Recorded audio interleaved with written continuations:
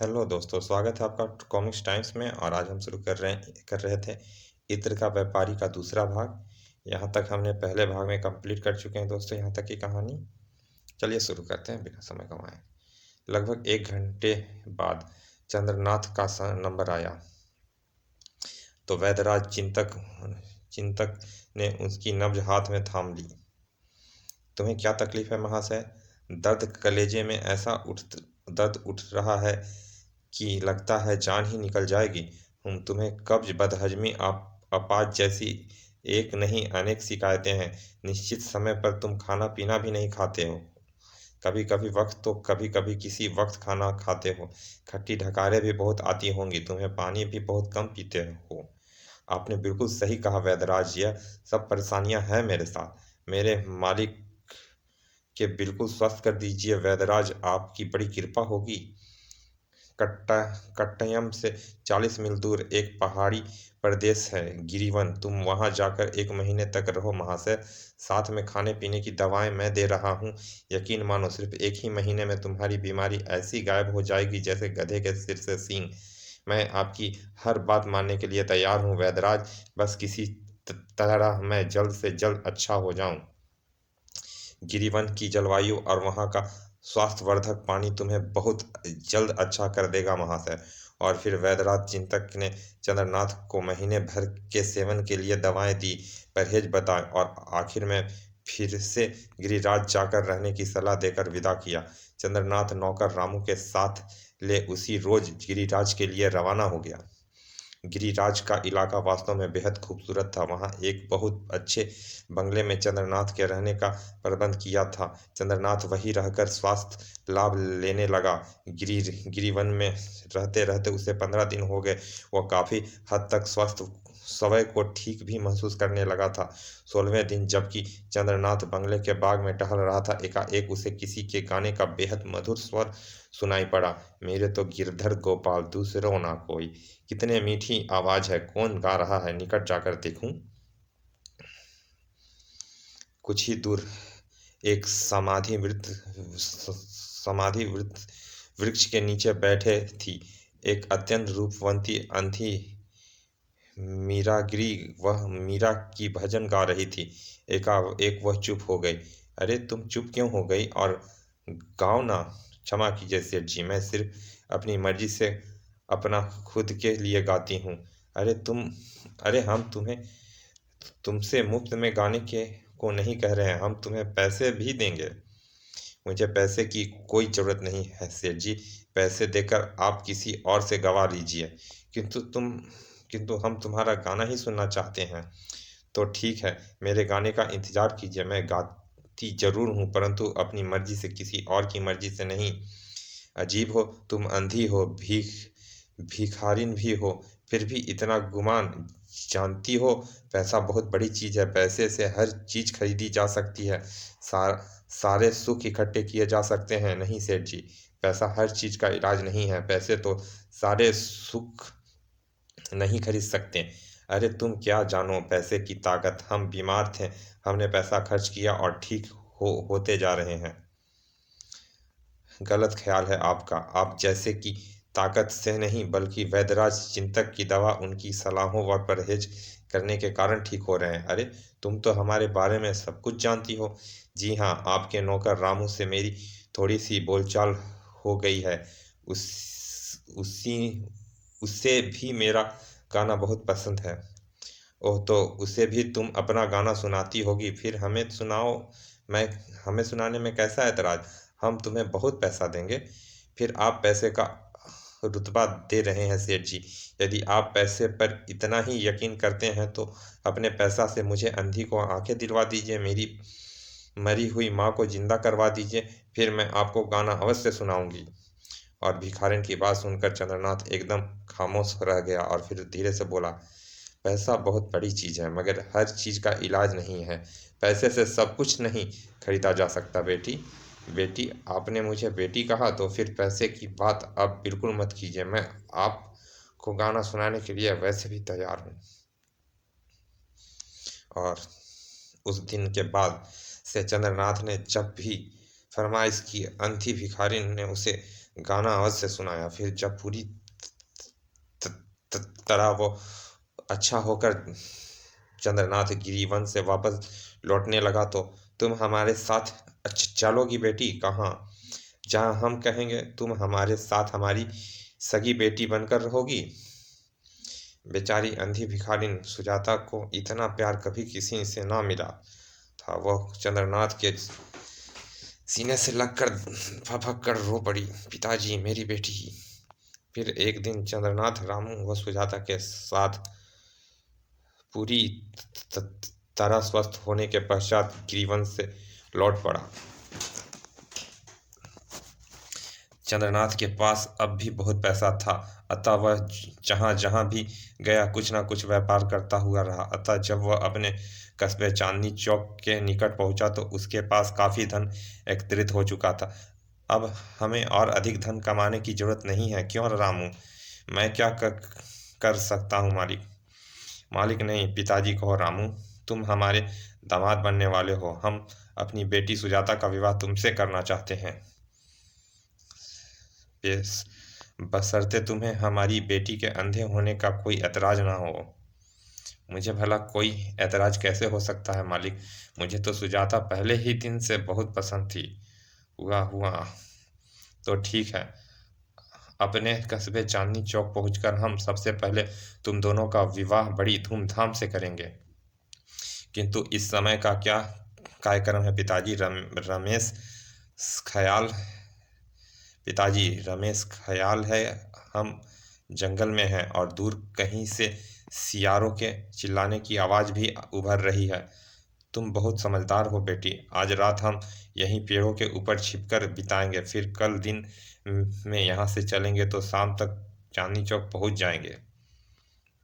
रामू, तुम अपना सारा सामान पालकियों कहीं पेड़ के झुरमुहाट या कोई गुफा आदि तलाश कर उसमें छिपा दो। कहारों को भी पेड़ों पर चढ़ा जाने के को कह दो। रात को जंगली जानवरों से तभी बच रहा जा सकता है।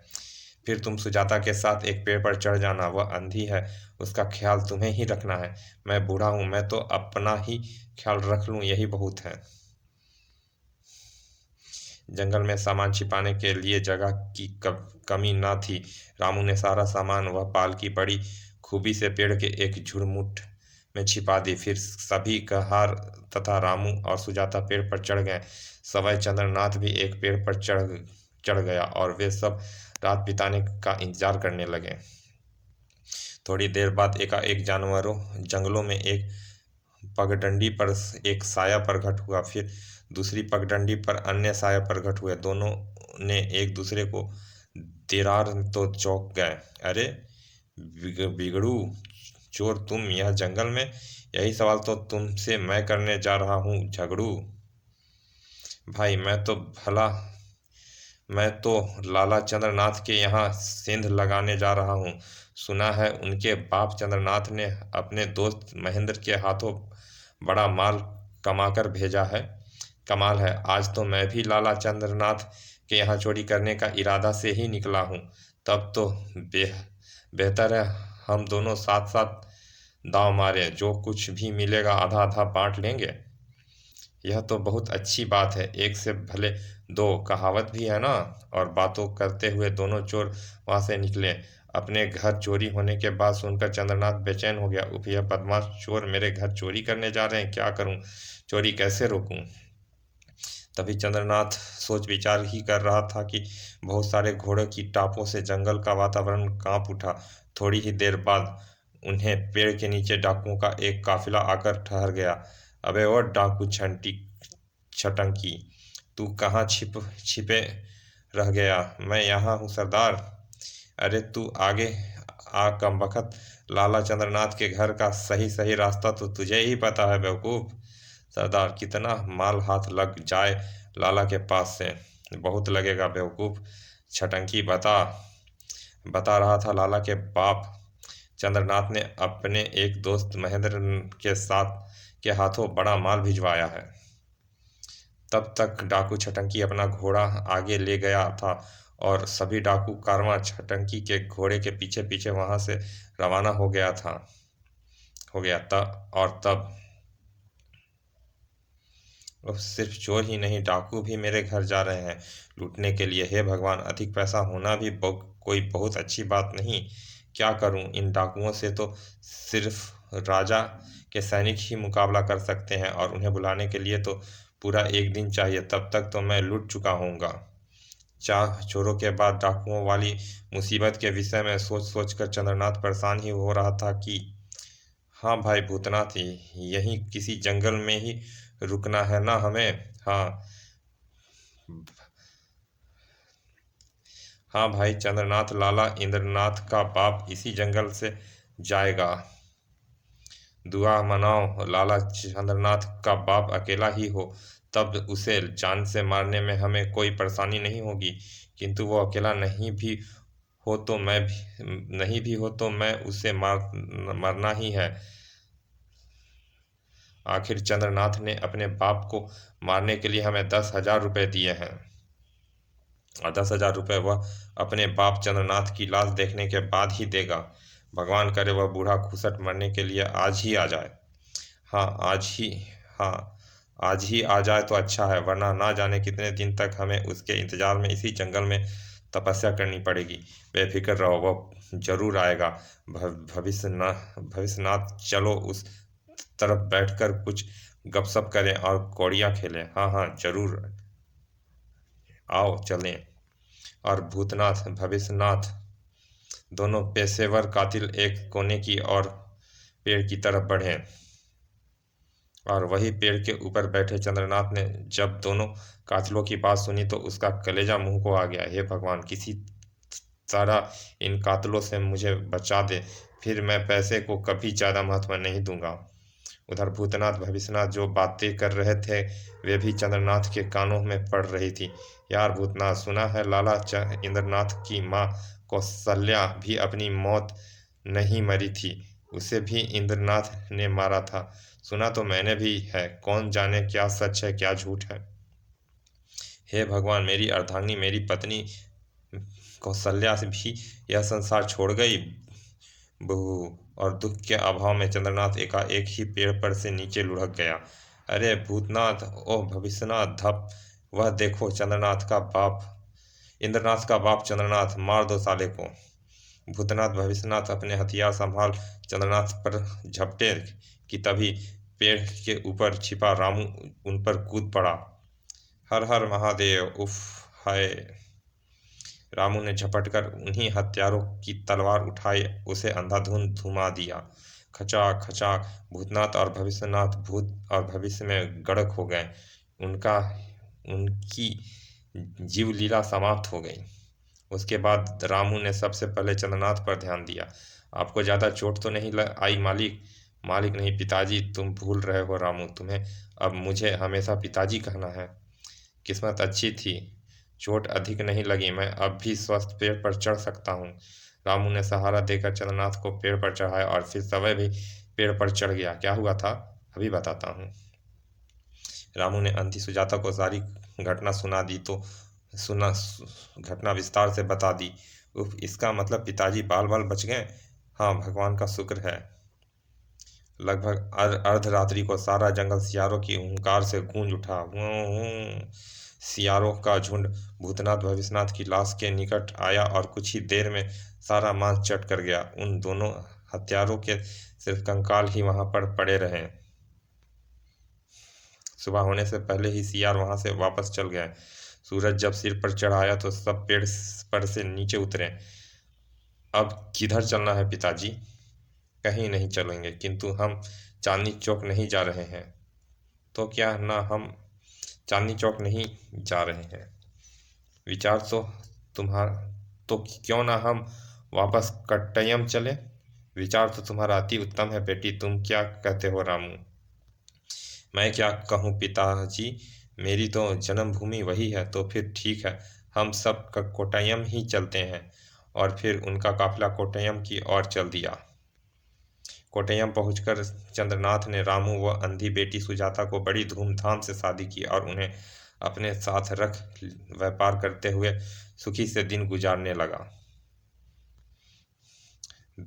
दोस्त दशकों बाद संयोग से एक बार चंद्रनाथ का दोस्त महेंद्र कोट्टयम आया तो चंद्रनाथ को देखकर हैरान से बोला, अरे चंद्रनाथ, तुम यहाँ हो? तुम्हें मालूम है तुम्हारे पीछे तुम्हारे परिवार का क्या हाल हुआ? क्या हाल हुआ? पहले तुम्हारी पत्नी मर गई, फिर डाकुओं ने तुम्हारे बेटे, बहू और उसके नवजात बच्चे को मारकर तुम्हारा सब कुछ लूट लिया। ओह, तब तो अच्छा ही हुआ मैं वापस अपने घर नहीं लौटा। अच्छा महेंद्र, बहुत ज़्यादा पैसा होना भी कोई बड़ी अच्छी बात नहीं है। अग उसके बाद चंद्रनाथ बहुत दान पुण्य करते हुए, लोगों का भला करते हुए दिन व्यतीत करने लगा। और जब भी वह फुर्सत में होता, रामू और सुजाता से बातें करते हुए उन्हें समझाता रहता। याद रखो, पैसा बहुत बड़ी चीज़ है मगर बहुत बुरी चीज़ भी है। अपनी औलाद तक को अपना दुश्मन बना देता है। पैसा हर चीज़ का इलाज नहीं है। पैसे से आप कोई सुख, कोई हंसी और किसी पर मर चुके व्यक्ति को जिंदा नहीं नहीं जिंदगी नहीं खरीद सकते। समाप्त। चलिए दोस्तों, ये कॉमिक्स यहाँ समाप्त होती है। मिलते हैं फिर ऐसे ही किसी अच्छे से कॉमिक्स के अच्छे से भाग में। और अभी तक आपने हमारे चैनल को सब्सक्राइब नहीं किया तो प्लीज़ सब्सक्राइब कर दें दोस्तों। मिलते हैं ऐसे ही किसी अच्छे से कॉमिक्स के अच्छे से भाग में। तब तक के लिए धन्यवाद। विदा।